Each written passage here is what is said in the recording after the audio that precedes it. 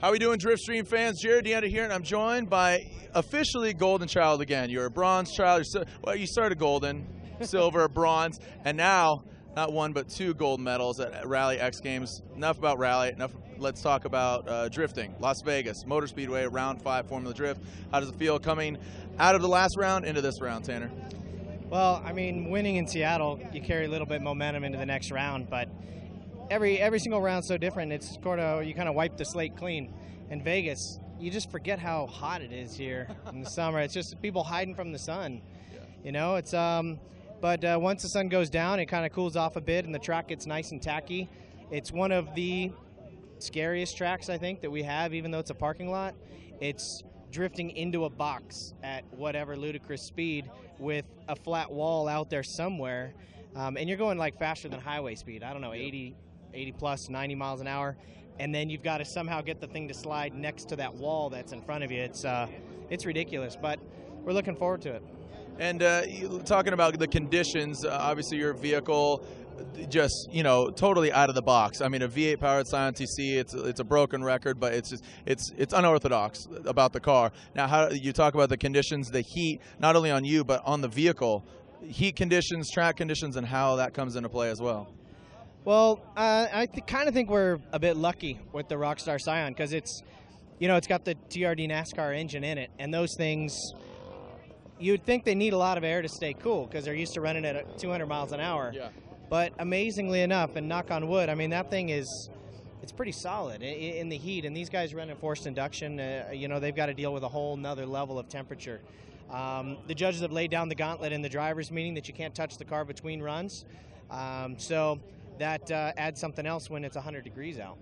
That's another factor. Let's talk about some of the parts to build this car. I mean, again, talking about the engine and stuff. How critical is it? You know, Motegi is the sponsor of the Driftstream. Wheels. Let's talk about it. I mean, you're one of the only guys on Motegi wheels out here, but it's an approachable wheel for a competitor out there, both Pro-Am, amateur, and pro. Well, we've had Motegi as a partner since day one that I've been involved in drifting with Stefan, and Stefan Papadakis has had Motegi as a sponsor for like 8-9 years or 10 years maybe. It's since the brand came about. So they're a great partner, and we pushed them at this event actually. I mean, things are constantly changing. A lot of these cars look the same from event to event, but we've got 19-inch wheels now. They've one-off made us this set to try out some new 19-inch Hancooks. And so we tried those out last night, and it's awesome to have a partner that kind of throws stuff at you like that. And we push everything to the limit, and it's not just in 100 degrees, it's at every single track. And like ACT Clutch is an important sponsor. It's one of those that you never see because it's down beneath the skin, but those are the ones that get the most abuse. You just know it's there. You just know it's there. Let's talk about further progression. I mean, we're already in round 5. I mean, we're past the hump of the season.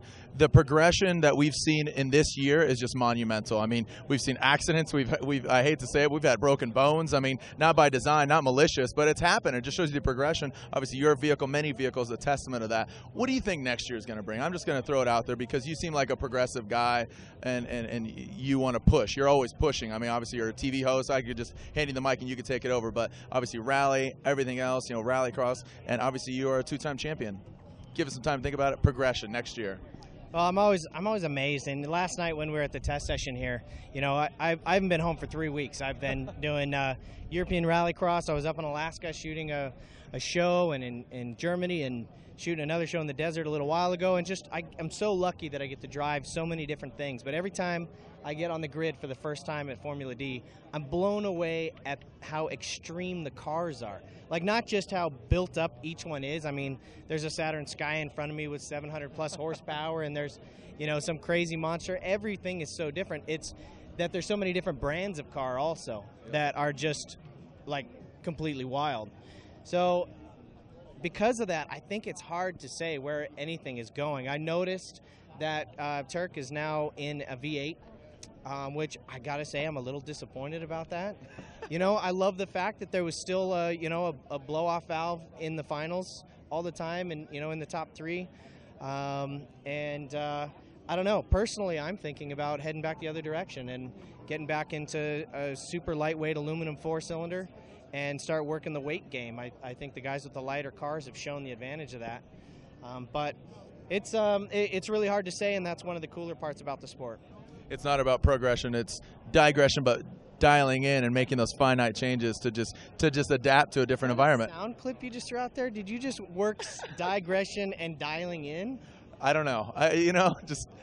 I'm a man of many words, It's just don't talk about it, be about it. I just talk about it, okay? So, well, Tanner, it's great talking to you, and congratulations on all your success, on screen, off screen, on track, off track, and you're a dad too. That's always important too. Yeah.